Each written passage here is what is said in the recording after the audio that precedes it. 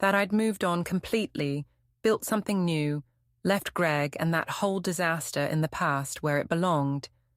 But life has a funny way of bringing things full circle. It happened on a Thursday evening. Tom was working a late shift at the hospital, and I'd decided to treat myself to dinner at that new tapas place downtown. I was sitting at the bar, halfway through a glass of wine and some excellent patatas bravas, when I heard a familiar laugh. Tyler, Greg's old co-worker from Whitmore Engineering.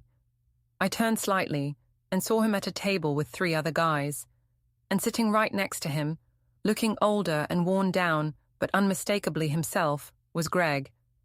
My first instinct was to leave, pay my bill and slip out before they saw me.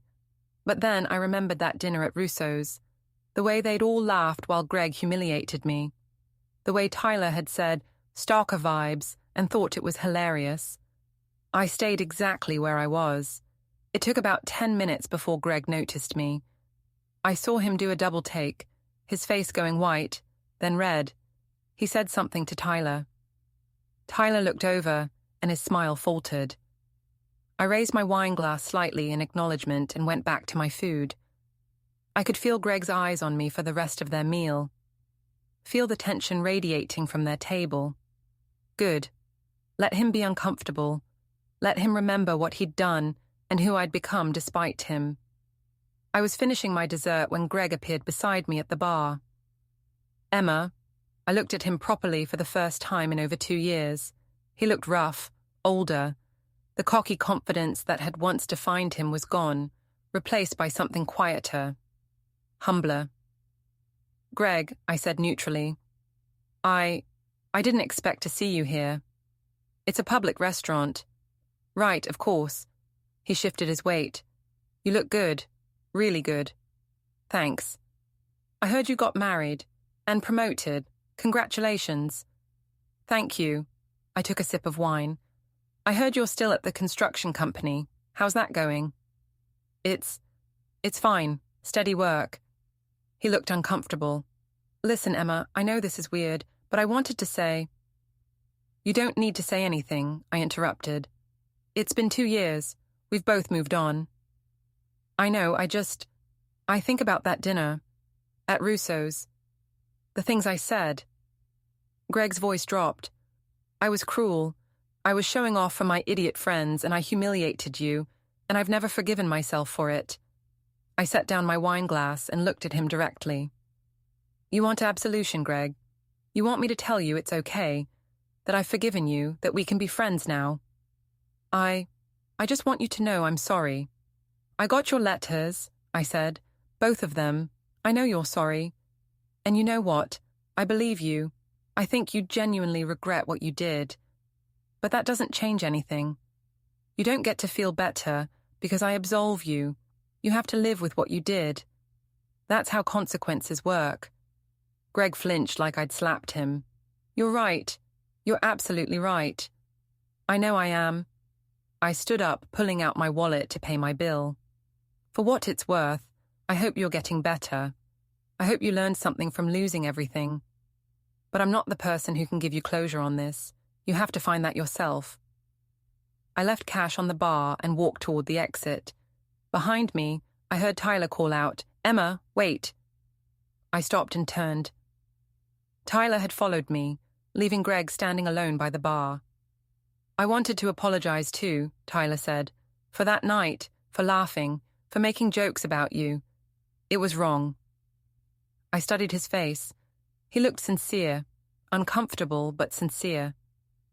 You know what the funny thing is? I said. I barely remember you being there. I barely remember any of you except Greg, because you weren't important enough to hurt me. Only he could do that. Tyler nodded slowly. That's fair.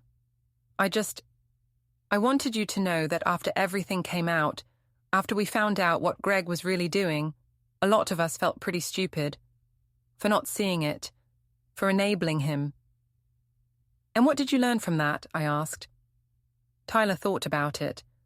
That the guy who makes his wife the butt of every joke probably isn't joking. Good lesson, I said. Better late than never. I walked out of the restaurant into the cool evening air and felt something I hadn't expected. Pity, not for myself, but for Greg. For the man who'd had everything and thrown it away because he was too insecure to let his wife shine. Too threatened by equality to treat me like a partner. I got in my car and drove home to Tom and Cooper and our life together. The life I'd built from the ashes of my first marriage. The life where I never had to smile through poison or laugh at jokes made at my expense or wonder if I was asking for too much when I asked for basic human decency. Tom was home when I got there, still in his scrubs, making a late dinner. "Hey," he said, kissing me. "How was the tapas place?" "Interesting," I said. I ran into Greg. Tom's eyebrows shot up. "Yeah? How'd that go?" He apologized. Again. And you know what? I think he actually meant it this time. "Do you feel better, getting to hear it in person?" I thought about it. Not really. I don't think I needed to hear it. I think he needed to say it. Tom pulled me close. "Well, for what it's worth, I'm glad his loss turned out to be my gain." I laughed. "That's incredibly cheesy."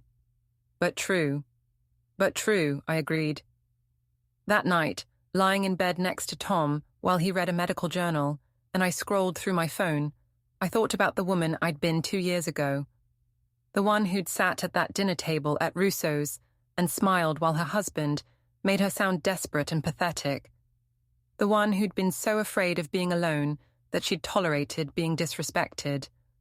I barely recognized her now. "What are you thinking about?" Tom asked, setting down his journal. "About how different everything is," I said.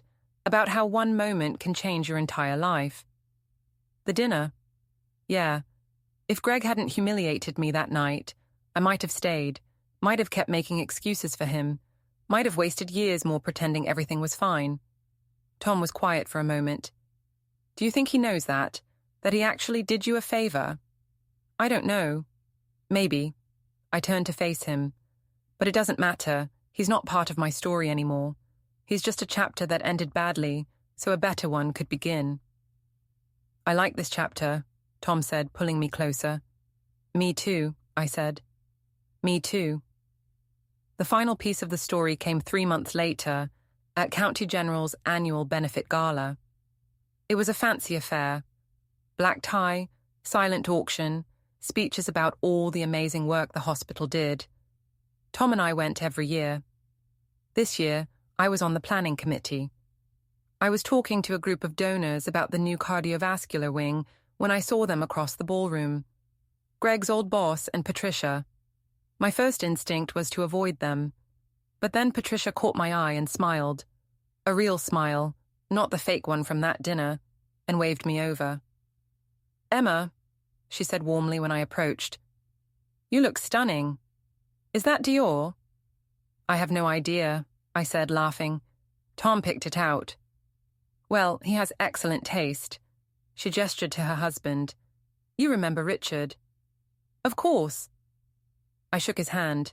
Richard looked uncomfortable. "Emma, I owe you an apology.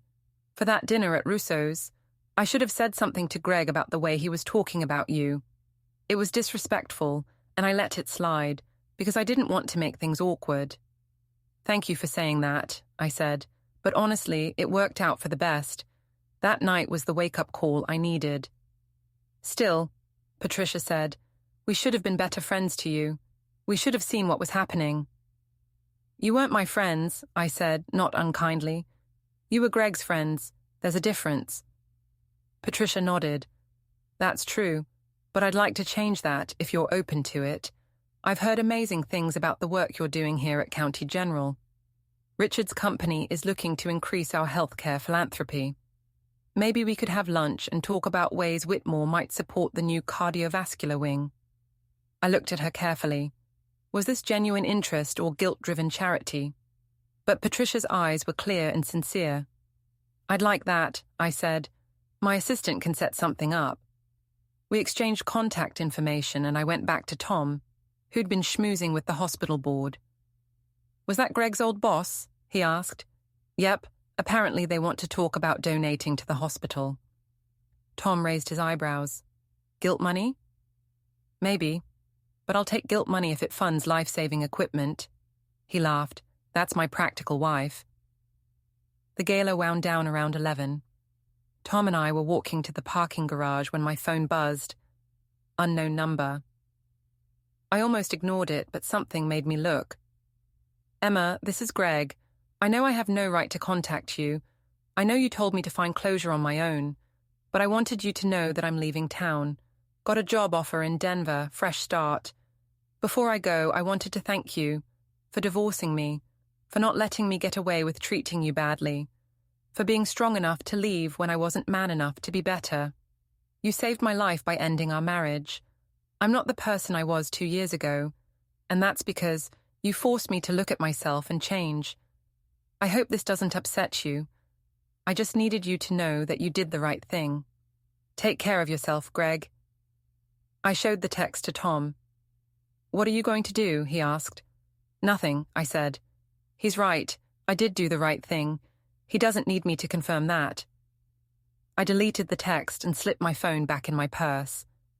As we drove home through the quiet city streets, I thought about everything that had happened since that dinner at Russo's. The confrontation, the divorce, the rebuilding, the new life I'd created from scratch. People always say that living well is the best revenge, and maybe that's true. But revenge wasn't why I'd changed the locks, hired a lawyer, documented every lie and betrayal.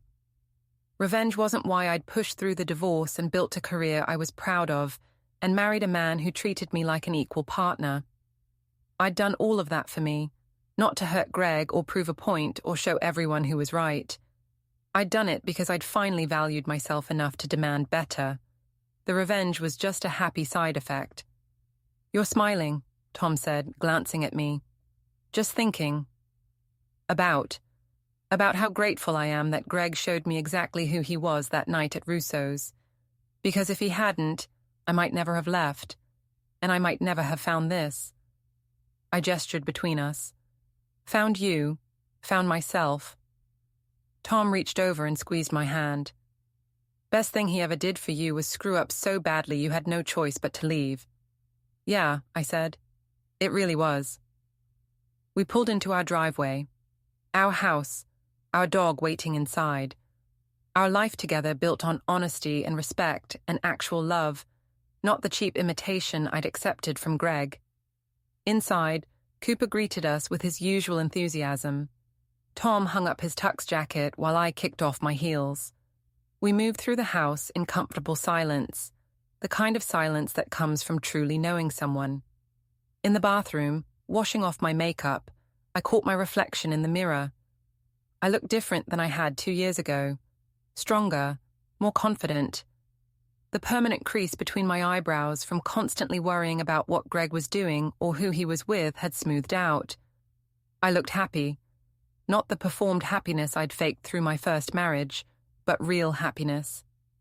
The kind that comes from building a life you don't need to escape from. Tom appeared behind me, wrapping his arms around my waist. Ready for bed? Almost. I turned in his arms. Thank you. For what? For being exactly who you are. For never making me feel like I have to earn your respect or compete for your attention. For treating me like a partner instead of an accessory.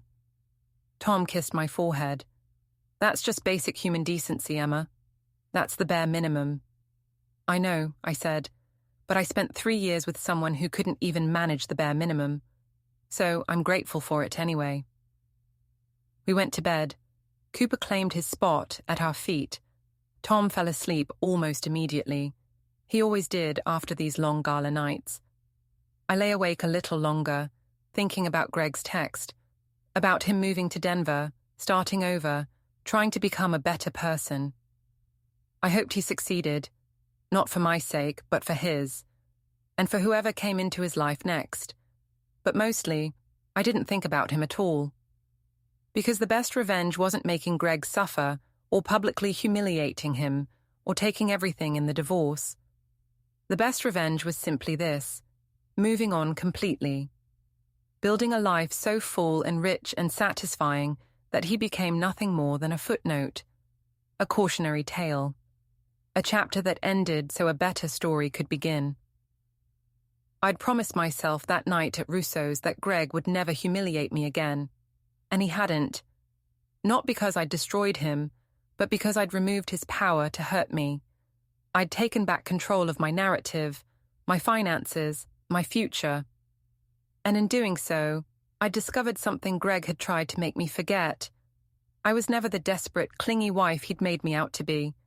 I was a surgical nurse who saved lives, a director who managed entire departments, a woman who knew how to love fully, but also how to walk away when that love wasn't returned. I was Emma Brennan, now Emma Hayes, and I'd built a life worth living. The last thought I had before falling asleep was this: I should send that bartender from Mulligan's a thank you card. The one whose lipstick had ended up on Greg's collar that night. Because without that smear of red evidence, I might have kept making excuses, kept believing his lies, kept shrinking myself to fit into his vision of who I should be. Instead, I'd expanded, grown, become more myself than I'd ever been before. Tom's arm tightened around me in his sleep. Cooper snored softly. Outside, the neighborhood was quiet and peaceful. I smiled into the darkness and let myself drift off, secure in the knowledge that tomorrow I'd wake up in my house, next to my husband, living my life.